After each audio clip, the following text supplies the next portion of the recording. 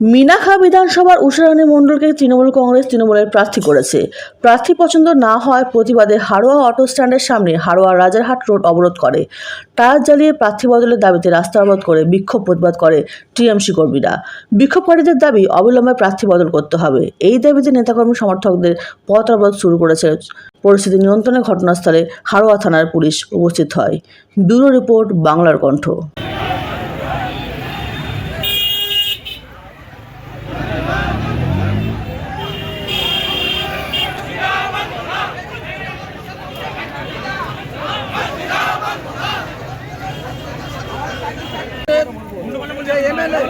বিগত দিনে ছিল উষারানী মণ্ডল, ওনার উপরে বিভিন্ন রকম দুর্নীতি থাকা সত্ত্বেও আমরা বিভিন্ন দপ্তরে আমরা সমস্ত প্রশাসনিক লেভেলে যারা পঞ্চায়েত প্রধান, উপপ্রধান, পঞ্চায়েত সমিতির সমস্ত কর্মাধ্যক্ষ, পঞ্চায়েতের সদস্যরা, শাখা সংগঠনের সভাপতিরা, আমরা ওদেরকে আমরা মিনাখায় আমরা উষারানীকে আমরা চাইনি।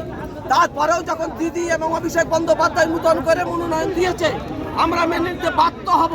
কিন্তু আজকে নূতন করে ঘোষণা দেওয়ার সঙ্গে সঙ্গে আমাদের তৃণমূল কংগ্রেসের একনিষ্ঠ কর্মী হারান মোল্লা এবং মহিপার ভাইকে বিধারক মেরে হসপিটাল করে দিয়েছে।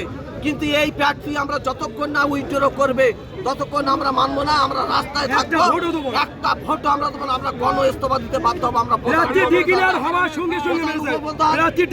পঞ্চায়েত সমিতির পঞ্চায়েত সদস্যরা যত আছি 96টা পঞ্চায়েত সদস্য, 12টা পঞ্চায়েত সমিতির মেম্বার এবং উপপ্রধান, শাখা সংগঠন সব আমার সব ইস্তফা দেবো। এই প্রার্থী উইথড্র করতেই হবে। এই প্রার্থী আপনার নাম কি? আমার নাম সলেমান মোল্লা, আমি পঞ্চায়েত সমিতির প্রতিনিধি।